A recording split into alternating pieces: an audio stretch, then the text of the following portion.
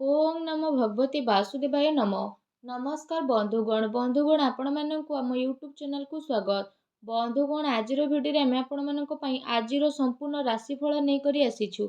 आजिर दिन आपणकर किपरि कटिबो, केउ प्रकार आजिर दिन को प्लानिंग करिवे, आज दिन रे आपणकर लव लाइफ किपरि रहिबो, आपणकर बिजनेस किपरि रहिबो, व्यापार किपरि रहिबो, ग्रह नक्षत्र हिसाब रे आजिर दिन को आपण किपरि भाबरे कटेइबे, केउ जिनिस रे आपणको फायदा मिलिबो, केउ जिनिस रे सावधान रहिबे, ता सहित ग्रह नक्षत्र हिसाब रे ए दिन रे आपणकर लव लाइफ किपरि रहिबो, क्यारियर किपरि रहिबो, बिजनेस आउ व्यापार किपरि रहिबो, आउ स्वास्थ्यर महत्वपूर्ण आउ सठिक इनफॉरमेशन ए भिडियो रे म आपण मानकु देबी।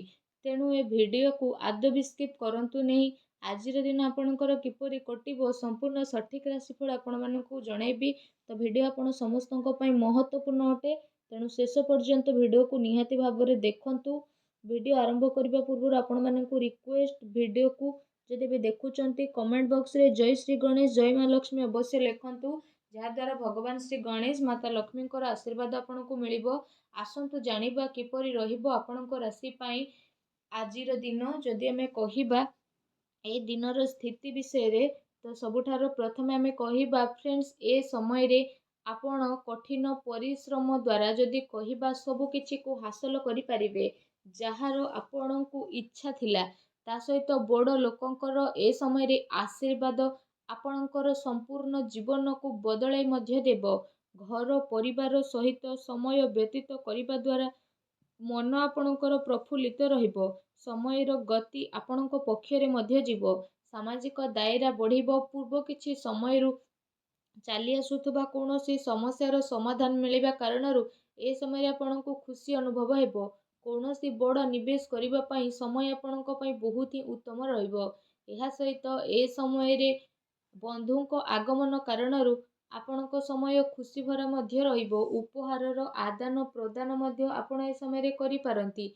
आपणकर बजेट मध्य बिगिड़ी पारे, किंतु पारिवारिक खुशी आगरे एहा किछि हेबो नाही। युवा वर्ग निजर भविष्यत संबंधित योजना प्रति काफी गंभीर नजर आसिबे। फ्रेंड्स, एहा सहित ए समय रे कौनसी संवेदनशील समारोह आपणको जीवार अवसर प्राप्त हेबो, तथा सम्मानर सहित आपण आपणकर स्थिति को बदलाइबे। संतान संबंधित कार्य जेपरि विवाह, चाकिरी आदि कार्यर योजना आजिर दिन रे आपणकर बनी पारे। बंधुंकर आगमन घर को आजिर दिन रे होई पारे। ता सहित जदि कहिबा आजिर दिन रे ऊर्जा जोश एवं मनरु आपण खुशीपूर्ण रहिबे। पिलांको सहित धैर्य रखी आपण व्यवहार करंतु, जहा द्वारा आपणकर स्थिति रे परिवर्तन आसीबो। खर्च पई भी ए समय बहुत भल रहिबो, किंतु आपण मैनेज करके नेबे। निज लोकंक सह मनोरंजन रे आपण आपणकर समय को व्यतीत करिबे। ता सहित ए समय रे परिवार सहित हर्ष उल्लास रे समय व्यतीत हेबो। केउठी शुभ समाचार आपणको प्राप्त हेबो। कार्य कुशलता बल रे आपण नुआ उपलब्धि को मध्य हासिल करिबे, जहार केबे आपणकर इच्छा थिला। फ्रेंड्स, एहा सहित ध्यान रखंतु कि ए सबु कार्यकलाप भितरे आपणकर किछि महत्वपूर्ण कार्य मध्य बदली पारे, जो कारण पई आपणको भारी नुकसान रो सामना करबा को मध्य पड़ी पारे। सबु गतिविधि रे ध्यान केंद्रित करिकि रखिबा आपणको पई अति आवश्यकता रहिछि। आर्थिक पक्ष आपणकर सुदृढ़ हेबो। कुहा जाइथिबा धन संबंधित निवेश को आपण भाबी चिंती ही नियंतु, काहेकि ना पैसा वापस मिलिबा बहुत ही मुश्किल दायक रहिबो। विद्यार्थी को निज प्रतियोगी परीक्षा संबंधित पाठपढ़ा रे अधिक ध्यान देवार आवश्यकता रहिछि। एहा सहित ए समय रे सबु किछि ठीक रहिबी। आपणको केउठी ना केउठी परिवर्तन देखा देबो। ता सहित जदि आपण चाहिबे तो किछि भी आपण निजे परिवर्तन करि परिबे। निजर भावना रे को नियंत्रण रखिबा पई चेष्टा करंतु, कारण एहार प्रभाव द्वारा किछि संबंध खराब होई पारे, किंतु शीघ्र ही परिस्थिति किछि प्रतिकूल मध्य हेबो। अजथा खर्चरु बंचंतु, तथा घरेलू खर्चर संतुलित बजेट बनी रखिबा आपणको पई अति आवश्यक रहिछि। कोर्ट के संबंधित मामला रे किछि असुविधा मध्य आसी पारे। संपर्कीयଙ୍କ सह व्यवहार करिबा समय रे आपण सावधानता अवलंबन करंतु। आपणको मुहरु किछि एपरि कथा बाहरी पारे, जो कारण पई आपणको संबंध खराब हेबार आशंका रहिछि। ସେଥିପାଇଁ ଆପଣଙ୍କୁ ଆପଣଙ୍କର ରାଗ ଉପରେ ନିହାତି ଭାବରେ ନିୟନ୍ତ୍ରଣ ରଖିବାର ଅଛି। କାହା ଉପରେ ଅତ୍ୟଧିକ ଭରସା ବା ବିଶ୍ୱାସ କରିବା ଆପଣଙ୍କ ପାଇଁ ନୁକସାନ ହୋଇପାରେ। ଠିକ୍ ହେବ କି ଆପଣ ଆପଣଙ୍କର ନିର୍ଣ୍ଣୟ ହିଁ ସର୍ବୋଚ୍ଚ ରଖନ୍ତୁ। ଘରର ବରିଷ୍ଠ ସଦସ୍ୟଙ୍କର ସ୍ୱାସ୍ଥ୍ୟର ମଧ୍ୟ ଧ୍ୟାନ ରଖିବାର ଅତି ଆବଶ୍ୟକତା ରହିଛି। ଯଦି କଥା ଆପଣଙ୍କର ଲଭ୍ ଲାଇଫ୍ ବିଷୟରେ ହେବ ତ ଏ ସମୟରେ ପାରିବାରିକ ବାତାବରଣରେ ଆପୋଷିକ ତାଳମେଳ ଓ ସାମଞ୍ଜସ୍ୟ ବନିକି ରହିବ। ପ୍ରେମ ସମ୍ବନ୍ଧରେ ଜଣେ ଆଉ ଜଣଙ୍କର ଭାବନାକୁ ବୁଝିବାର ଅତି ଆବଶ୍ୟକତା ରହିଛି। ପତି ପତ୍ନୀଙ୍କ ଭିତରେ କିଛି ଏ ସମୟରେ ଲଢ଼େଇ ଝଗଡ଼ା ହୋଇପାରେ। ପ୍ରସଙ୍ଗ ବଦନାମୀ ଆପଣଙ୍କ ଅପଦସ୍ଥର କାରଣ ବନିପାରେ, ତେଣୁ ଟିକେ ସାବଧାନ ରୁହନ୍ତୁ। ଏହା ସହିତ କାମ କାର୍ଯ୍ୟରେ ଚାଲୁଥିବା ଶିଥିଳତାର ପ୍ରଭାବ ପାରିବାରିକ ଜୀବନରେ ଆପଣ ପଡ଼ିବାକୁ ଦିଅନ୍ତୁ ନାହିଁ।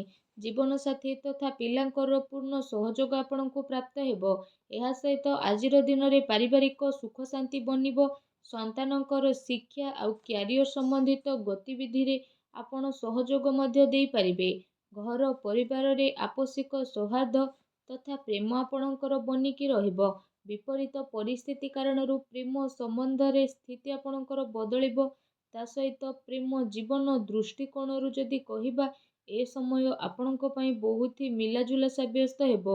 ଫ୍ରେଣ୍ଡସ୍, ଯଦି କଥା ଆପଣଙ୍କର ବ୍ୟବସାୟ ଆଉ କ୍ୟାରିୟର ବିଷୟରେ ରହିବ ତ ଏ ସମୟରେ ଚାକିରି, ଶିକ୍ଷା ଆଉ କାରବାରରେ ଯଦି କହିବା ଅଧିକ ପରିଶ୍ରମର ଅତି ଆବଶ୍ୟକତା ରହିଛି।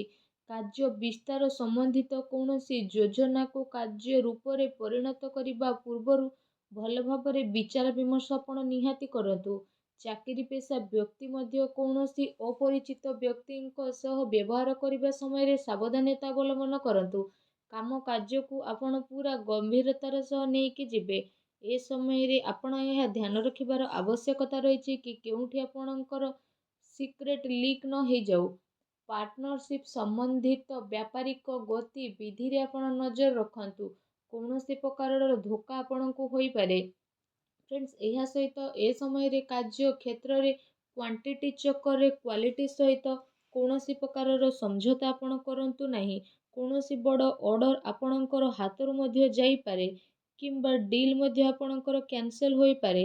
ଚାକିରି ପେଶା ବ୍ୟକ୍ତିଙ୍କ ପାଇଁ ଚାକିରିରେ ବସ୍ ଆଉ ଉଚ୍ଚ ଅଧିକାରୀ ଯଦି କହିବା ଆପଣଙ୍କ କାମରେ କାଫି ସନ୍ତୁଷ୍ଟ ରହିବେ। ପଦୋନ୍ନତିର ମଧ୍ୟ ସମ୍ଭାବନା ରହିଛି। ଚାକିରିରେ ମନୋବାଞ୍ଛିତ ଉପଲବ୍ଧି ମିଳିବାର ଏ ସମୟରେ ଆଶା ରହିଛି, ଯେଉଁ କାରଣ ପାଇଁ ଆପଣଙ୍କୁ ଖୁସିର ବହୁତ ଅନୁଭବ ହେବ। ତା ସହିତ ଯଦି କହିବା ନୂଆ ଟେକ୍ନିକ୍ ଆଦିର ପ୍ରୟୋଗ କରି ଆପଣ ସଫଳତା ହାସଲ କରିବେ। ଲମ୍ବା ସମୟରୁ ଚାଲୁଥିବା କୋର୍ଟ କେସ୍ ମାମଲାରେ ଆପଣଙ୍କୁ ପୂରା ହେବାର ଆଜି ସମ୍ଭାବନା ରହିଛି। ସରକାରୀ ସେବାୟତ ବ୍ୟକ୍ତି କୌଣସି ସମସ୍ୟାରେ ପଡ଼ି ମଧ୍ୟ ପାରନ୍ତି, ତେଣୁ ସାବଧାନ ରୁହନ୍ତୁ। ଏ ସମୟରେ ବ୍ୟାପାରରେ ନୂଆ ପାର୍ଟି ତଥା ନୂଆ ଲୋକଙ୍କ ଦ୍ୱାରା ବ୍ୟବସାୟିକ ସମ୍ବନ୍ଧ ସ୍ଥାପିତ କରିବା ପୂର୍ବରୁ ଭାବି ଚିନ୍ତି ଆପଣ ଅବଶ୍ୟ କରନ୍ତୁ। କାହାର କଥାରେ ଆସି ଆପଣଙ୍କର ଅହେତୁ ମଧ୍ୟ ହୋଇପାରେ। ଚାକିରିରେ ସହକର୍ମୀ ଆପଣଙ୍କ ବିରୋଧରେ କିଛି ଉଚ୍ଚ ଅଧିକାରୀଙ୍କର କାନ ଭରି ପାରନ୍ତି। ସେଥିପାଇଁ ଆପଣ ଟିକେ ସାବଧାନ ରୁହନ୍ତୁ। ଆଜି ପ୍ରତିକାର ସ୍ୱରୂପ ମା ଲକ୍ଷ୍ମୀଙ୍କର ପୂଜା କରନ୍ତୁ। ତା ସହିତ ଛୋଟ ପିଲାଙ୍କୁ ଚକୋଲେଟ୍ ଦିଅନ୍ତୁ। ଦେଖିବେ ଆଜିର ଦିନ ଆପଣଙ୍କର ବହୁତ ହିଁ ଶୁଭ ଓ ମଙ୍ଗଳଦାୟକ ସାବ୍ୟସ୍ତ ହେବ। ଧନ୍ୟବାଦ।